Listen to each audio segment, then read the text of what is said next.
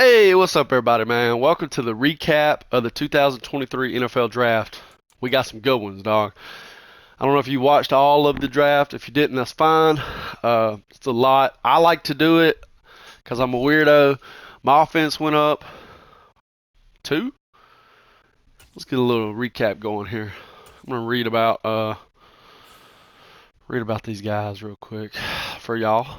Um, let's see, Bryce Young. Ever since high school, Young has been on an astronomical trajectory. The Alabama quarterback was a consensus five-star recruit from Football Factory Mater Dei in Santa Ana, California.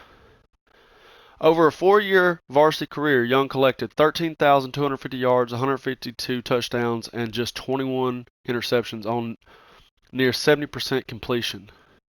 He also added 1,084 yards and 26 touchdowns on the ground. What Young did in high school will live on in history books for years to come. Fittingly, that's how his Alabama career may also last his legacy. After sitting his true freshman season behind eventual first-round pick Mac Jones, Young took hold of the spotlight as a true sophomore and ran with it. In his first season as a full-time starter for the Crimson Tide, Young completed 366 of 547 attempts, 66.9% completion for 4,872 yards, 47 touchdowns, and just 7 interceptions. With 50 total touchdowns, Young won not only the Heisman but also the Maxwell, Davy O'Brien, and Manning awards. One thing Young won't have that other Alabama quarterbacks have acquired, unfortunately, is a championship ring. But in spite of the Crimson Tide's overall struggles in 2022, Young has comfortably been their best player. He has nearly 2,500 total yards and 22 total touchdowns through 9 games. Well, um, for a quarterback, working through adversity is an invaluable trait, and in a way, Young's 2022 campaign has been so valuable. Um, Positives. Natural talent is always abundant in the top quarterback prospects. That's certainly the case for Young. Young has high level arm talent, consistently generates good velocity on throws, and is shown to push that velocity through all ranges. He has the pace to get passes quickly, especially in the short and intermediate ranges, and can maintain that pace on deep passes. Let's see. His obviously his bad part is he's a little undersized. Let's see. Um,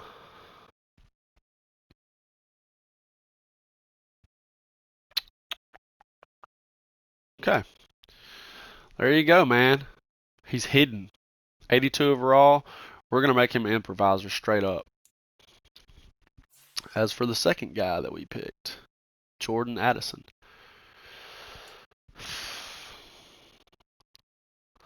Jordan Addison is an outstanding NFL prospect who is a prototypical slot player with the deep speed coaches drool over.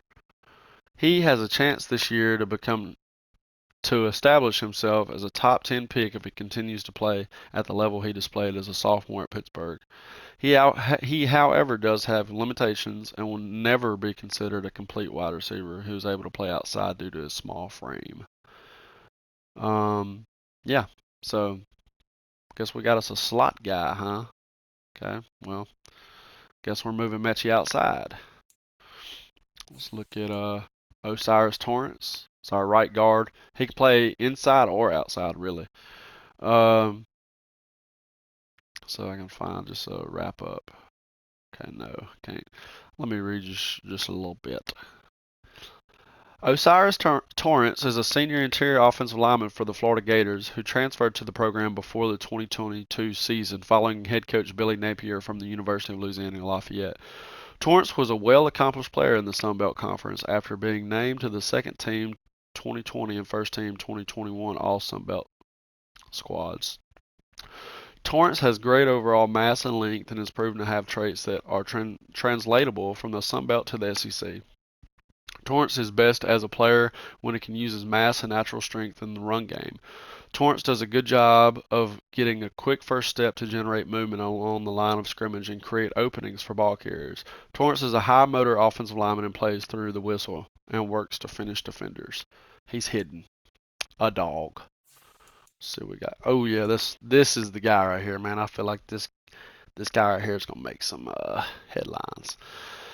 I wish I could pronounce his name. Devin O'Shane? I don't know.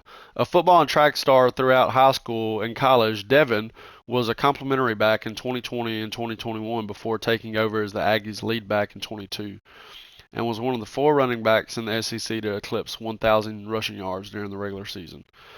Ashawn is a compact, shifty, and explosive running back that is a threat to take it to the distance on any play. He features elite top-end speed and acceleration that makes it difficult for defenders to get a pursuit angle that would allow them to arrive squared up and in a good position to make a tackle. Oh yeah. Oh yeah. A dog, as they say. Oh yeah. And then he's hidden also. Solid. So that's 3 hidden guys. Make that 4. Cedric. Some guys just have it. You can't always explain it, but they catch on early and they catch on fast. You know it when you see it, and we saw it last season with Van Pren. As a mere redshirt freshman, Van Pren started all 15 games for a national championship winning Bulldog squad, and as the season went on, he only got better. Van Pren is now draft eligible for the first time. He's been on the NFL draft radar since his high school days when he was a high 4-star recruit out of New Orleans. But as a prospect, he's ahead of schedule. Though he's only a redshirt sophomore, Van Pren's very relevant as a 2023 NFL draft prospect. With a good season, he could leave a couple of years early. Haha. There we go. That's what I'm talking about. Jalen Duncan's up next. We're also going to go to the top 5 guys. Jalen Duncan. The 2023 NFL Draft offensive tackle class has developed a great deal over the past few months. But where does the scouting report of Maryland offensive tackle? Okay, can I just read about it? In a class with high-level tackle prospects from college football blue bloods like Ohio State, Georgia, Alabama, and Penn State, it's a bit surprising to see a tackle in the first round conversation from Maryland. But in actuality, Duncan was a recruit who filled an interest from those same blue bloods 5 years ago. Duncan was a 4-star recruit in the 2018 class on ESPN's board and the 4th-ranked tackle prospect in the entire nation, behind Bengals' 2021 second-round pick Jackson Carmine and Nicholas Petit-Frere, a starting rookie tackle for the Titans. Fielding offers from schools like Ohio State, Florida, LSU, Michigan, and Penn State, Duncan was on the top schools' radars, but coming from St. Francis Academy near Baltimore, Maryland, Duncan chose to stay home and sign with the Terrapins.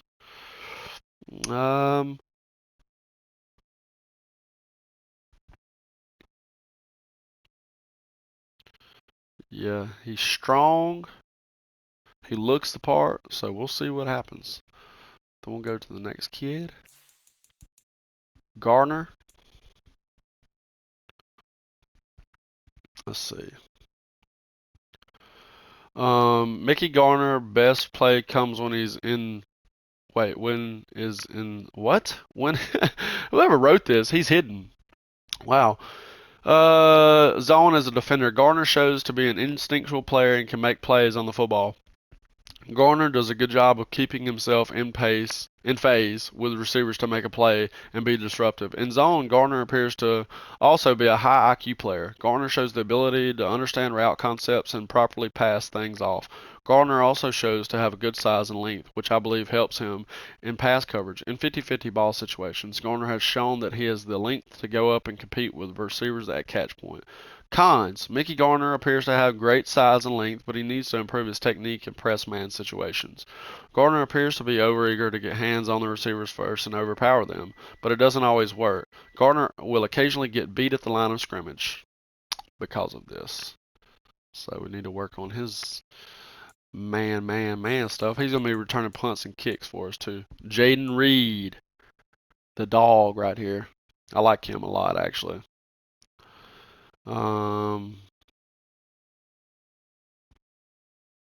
He originally went to Western Michigan, transferred to Michigan State. Um, Although Reed is more of a possession target than a field stretcher, his fiercely competitive demeanor and run after catch ability make him a major threat in the middle of the field.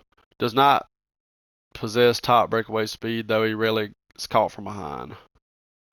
Um, yeah, so he's a beast.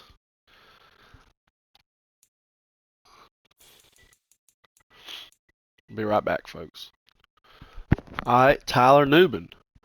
Tyler Nubin was a four-star high school prospect out of Illinois, and someone PJ Fleck was extremely excited about on signing day 2019. Since then, he's blossomed into one of the best safeties in the Big Ten and shows the most NFL promise of any Gopher defensive back since Antonio Whitfield. At 6'2", 205 pounds, 210, okay, I see you. Nubin has the prototypical frame the pro scouts are looking for. In the last 2 seasons, the production has come too. He followed up the three interceptions he totaled in 21 with 4 so far in 22. So I like how some of these are written mid-season, dude. I'm like reading them post-draft. So let's see, Jalen Redmond.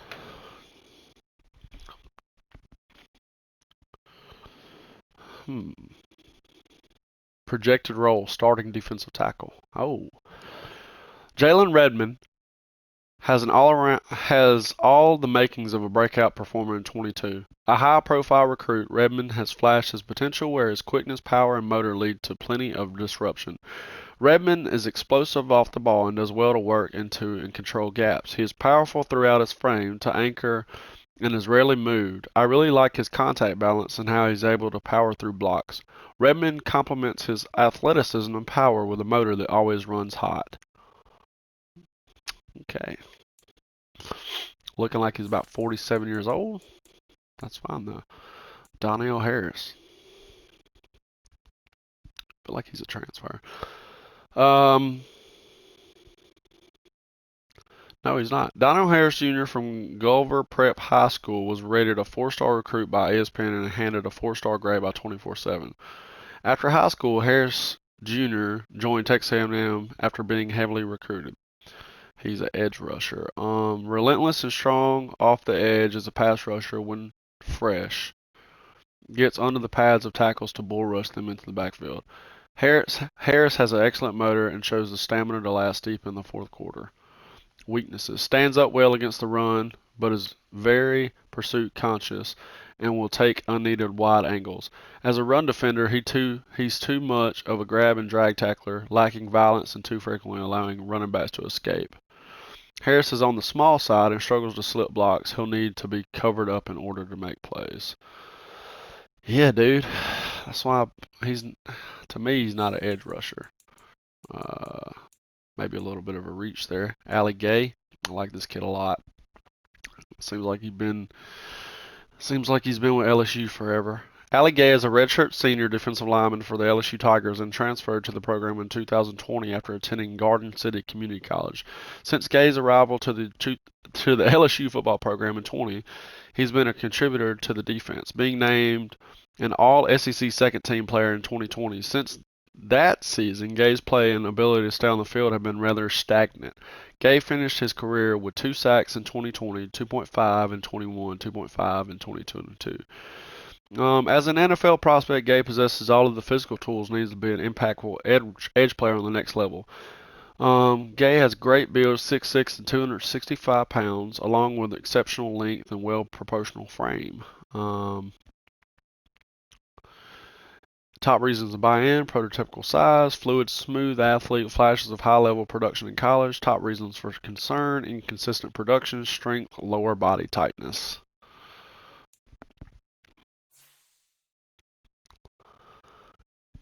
Okay, let's check out old Deshaun White from Oklahoma. Deshaun White from Richland High School was rated a 4-star recruit by ESPN and a 4-star grade by 24/7. After high school, White joined Oklahoma after being heavily recruited. His strengths are: White shows good quickness off the line of scrimmage and flashes the violent hands to win around the edge. He's at his best in coverage. He's a fluid mover capable of turning and running with tight ends or marrying backs coming out of the backfield. That's exactly what I was thinking. Weaknesses: generally an effective open field tackler, but doesn't wrap up consistently. Shows only average awareness and coverage. He'll also need to be covered in the run game, more of a wheel than a Mike in 4-3 alignment. White lacks the ability to drop weight and anchor against the run, getting manhandled at the point of the attack. Okay. Might have to move him outside then. Seems like. And then what I think is underrated pick, a Texas kid. Scheme tendencies, spread, projected role, rotational running back. Roschon Johnson's best attribute is his ability to be a receiver out of the backfield. In the Texas offense, Johnson is heavily relied upon in the passing game to become a target for quarterbacks in the passing game. What? Johnson shows a good hands and catches. Cons: Roschon Johnson's limitations as a player come from what appears to be an average athletic skill set. Johnson is a former quarterback that made the transition to running back. While he could be categorized as a plus-level athlete for a quarterback, as a running back, his athletic attributes appear to be average for the position. Okay, we're going to go over the rest of the top 5 guys just so y'all can kind of get a look on what's popping. Myles Murphy, first overall pick to the Lions. Hey, man, he's normal, though. That's the only problem. The tape naturally draws attention to the 23 NFL Draft Scouting Report of Clemson edge Myles Murphy. There are flash plays that do well to encapsulate his maximum potential. Few edge rushers have the composite combination of explosiveness, size, strength, power, and agility that Murphy does. But evaluation is about more than just traits. What does Murphy have beyond that, and what kind of player can he become? At Clemson, Murphy is a construction science and management major and has long-term aspirations to become an architect.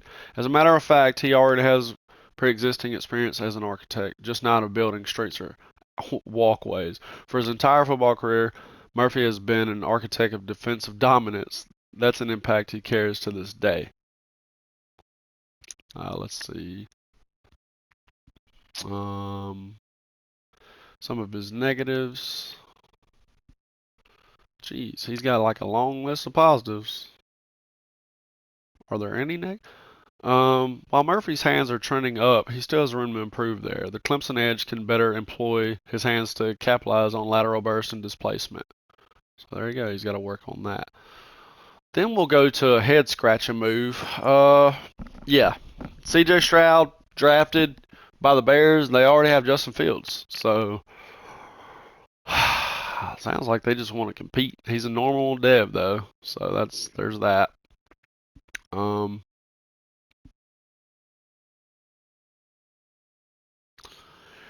If there's a word that can tie together Stroud's entire career to this point, it's progression. The Buckeye signal caller progressed all through high school and closed out his tenure with a senior season that saw him amass 3,878 yards, 47 touchdowns in 13 games. Okay. Stats can be misleading at times, but for Stroud, the production confirms what's visible on tape. Not only is he a high-level passer who's progressed a lot in his young career, but he has tools to potentially be a franchise signal caller. Okay. Positives. To identify a first-round worthy quarterback, you start with the talent. Stroud no doubt has that. He possesses the eye test with a sturdy 6'3", 218-pound frame. With that frame, he flashes a crisp, tight release. He's fast and efficient with his throwing motion and generates great velocity and ease to all levels of the field. Any negatives?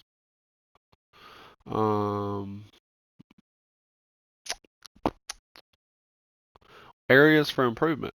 While he's strong mechanically, there are little details that Stroud can work to improve. The Ohio State quarterback sometimes dips his front shoulder on passes, causing throws to sink and fall behind receivers. He could also better manage his shoulders on the move. In a similar vein, Stroud sometimes fails to fully transfer his weight forward on throws and can lock his hips, causing passes to fall short.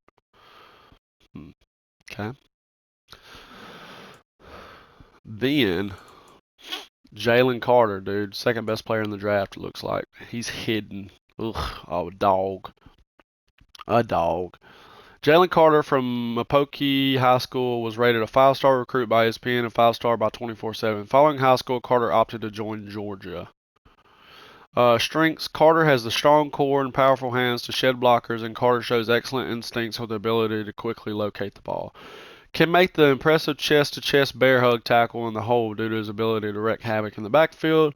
Carter is strong enough in the lower body to hold up at the point of attack, and he displays a good feel as a grappler in the phone booth, consistently getting blockers off balance before sending them to the ground. Despite a bowling ball build, he has good feet and agility, capable of working lateral down the line of scrimmage in pursuit.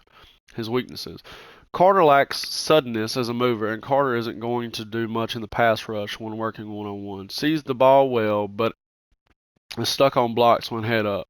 Does not shed to make plays often enough. Doesn't have a lot of range when it comes to pursuing on the backside. Okay. Will Anderson, the doggiest dog of the draft. Will Anderson Jr. from Dutchtown High School was rated a 4-star recruit and handed a 5-star grade by 24/7. After high school, Anderson Jr. joined Alabama after being heavily recruited.